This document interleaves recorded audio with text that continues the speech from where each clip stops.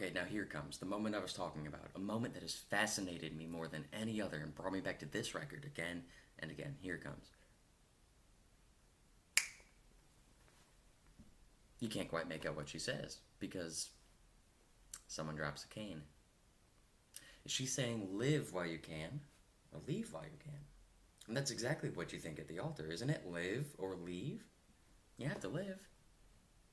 So one day you say, I love you. And you basically phrase it as a question, but she accepts it as fact.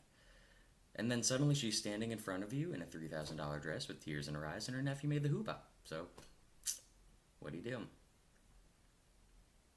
You choose to live.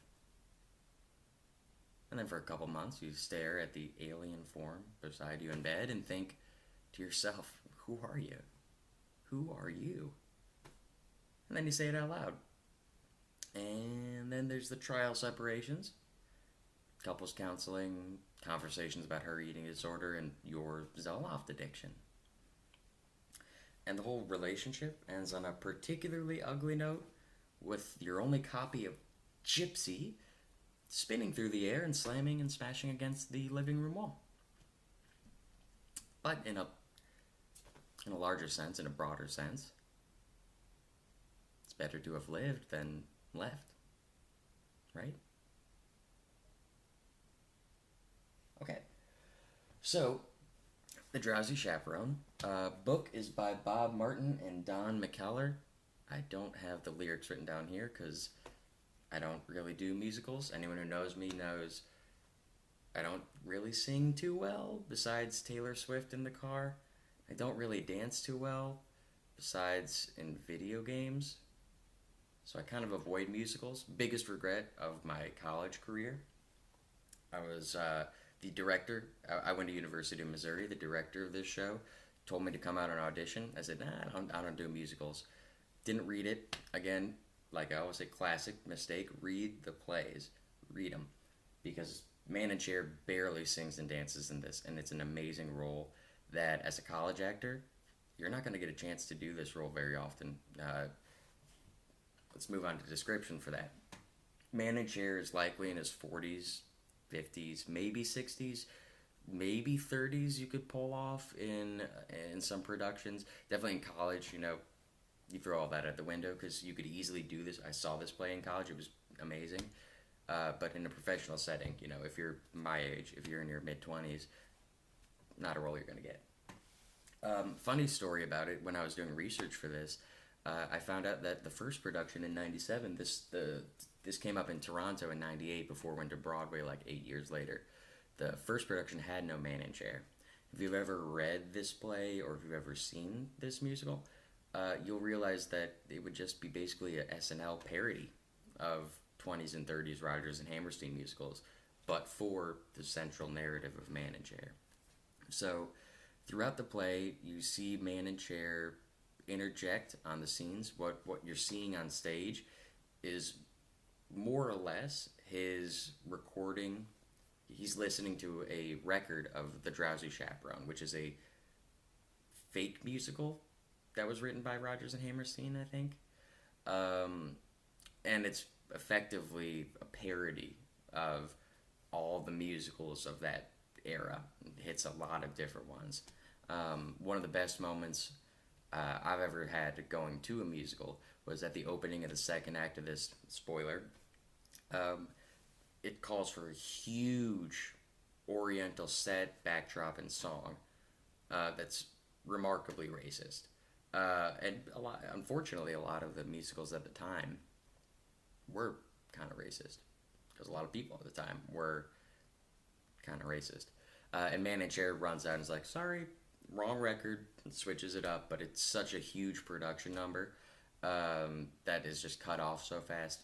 Hilarious. This is super, super funny parody musical that has soul too, and really, really good songs, good audition numbers. And Man in Chair is one of the only parts in a musical that's almost straight, regular acting. And as an actor, couldn't it be easier? You're sitting in a chair the whole time. And by easier, I mean physically, obviously. Emotionally, not a very easy. And timing-wise, not a very easy role. So moving on to context. This is the climax of the play within the play. Like I said, what we're seeing on stage is more or less Man in Chair reacting to his recording of the Drowsy Chaperone. The moment that's cut off in the recording with the drop of the cane is the moment when the Drowsy Chaperone, and I think it's Robert is the name of her fiance, are about to get engaged and they're having a little tiff. And so it's the climax of the play within the play, and it's also not the climax of the Man in Chair story, but his emotional climax of the story before he ends up jumping into the musical a little bit later. So with that in mind, very high stakes here, you know. For him, he's so passionate and, like I have listened, obsession with musicals. He's obsessed with musicals of the time, but he's got a good, healthy cynicism and critical analysis of what's actually really good and innovative here and what is kind of dated, crappy, boring, and offensive.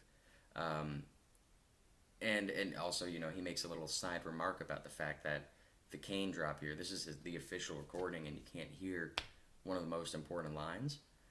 For him, and that's it's reflected in the whole monologue, it's the balance between what was actually happening and how you react to it. And that's sort of what was going on in his marriage, it seems, as well. Not much of his life is really felt before in the play. In the play, most of his lines are interjections on the musical, explanations.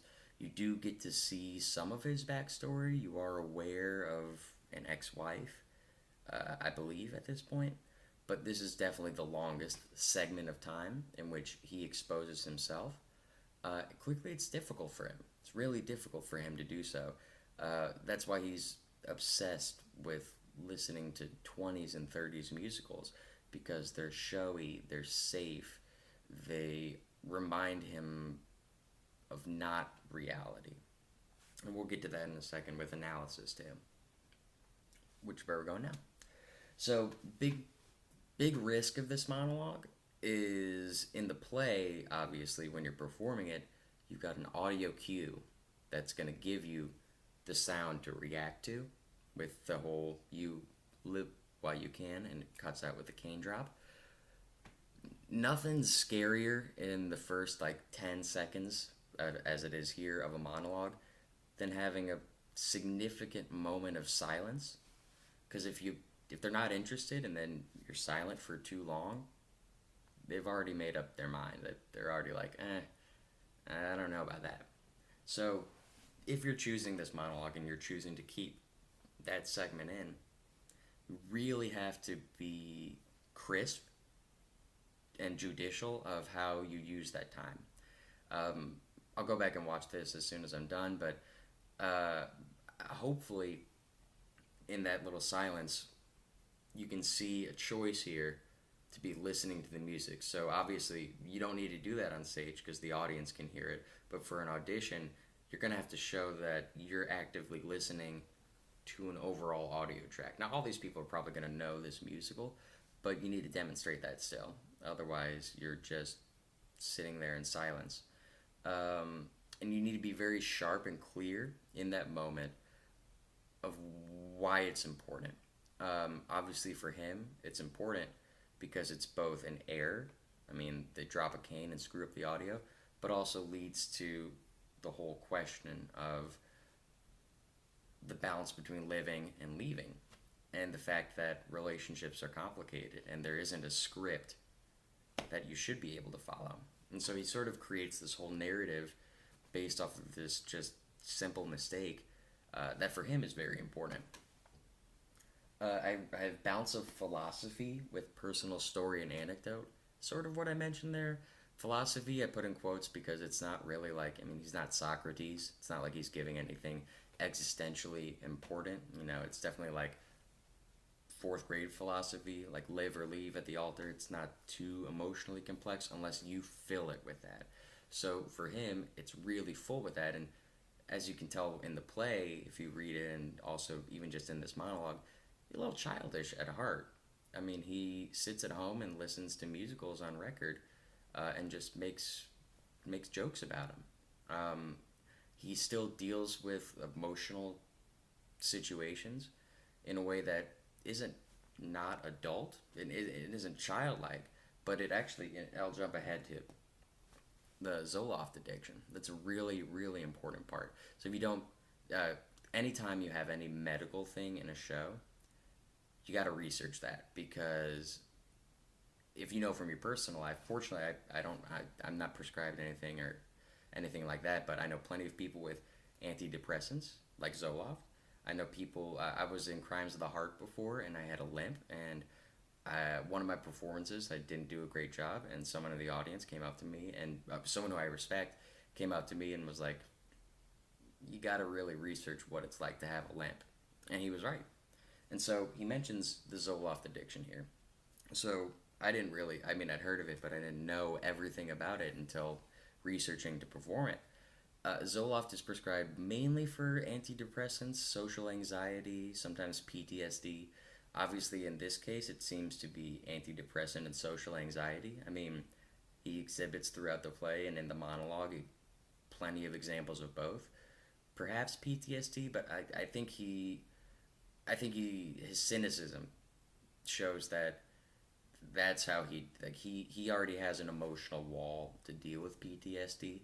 So I don't think these moments are super stressful for him. He talks about the gypsy flying across the wall, and he mentions it as a particularly ugly moment, which is not exactly how someone with PTSD would describe the end of a relationship and their important things. Like, you want to fill it with stress, but the Zoloft addiction is to indicate he's got depression and social anxiety.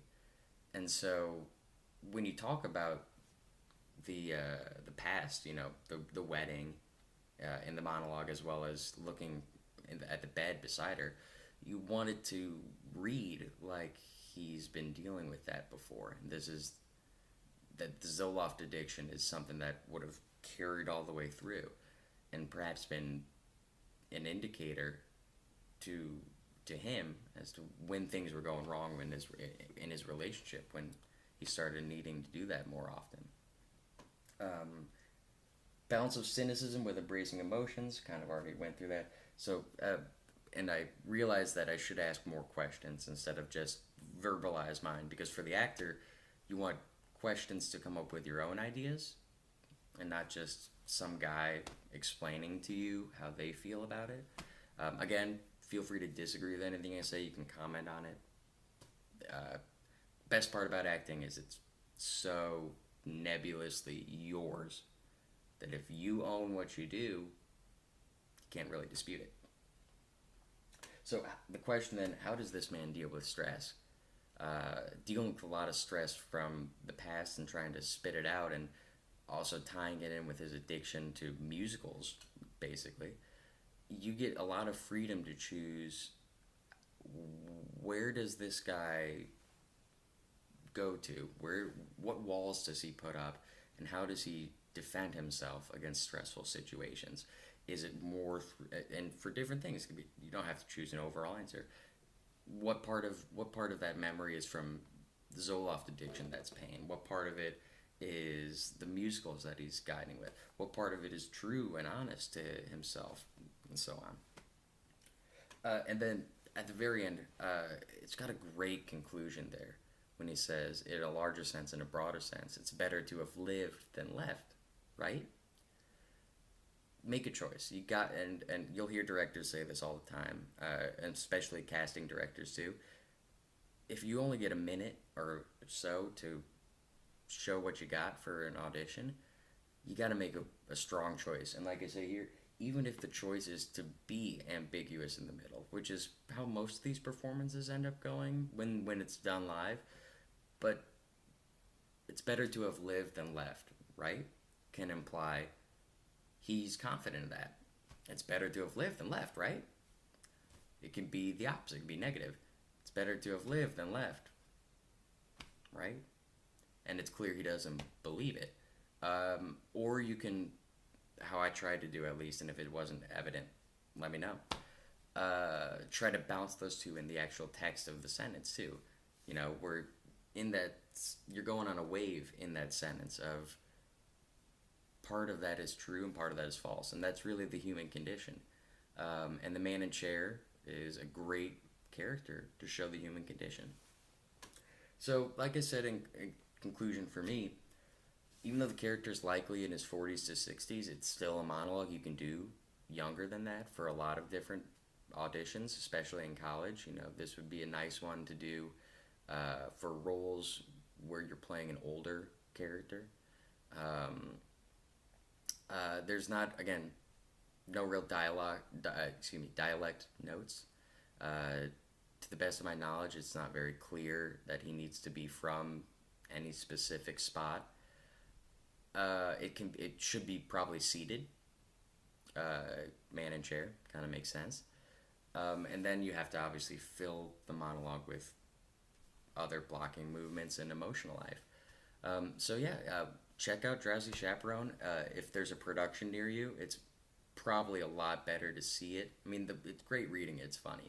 But if you go and see it, it's hysterical. And the man in chair will have you crying too. So thanks for watching.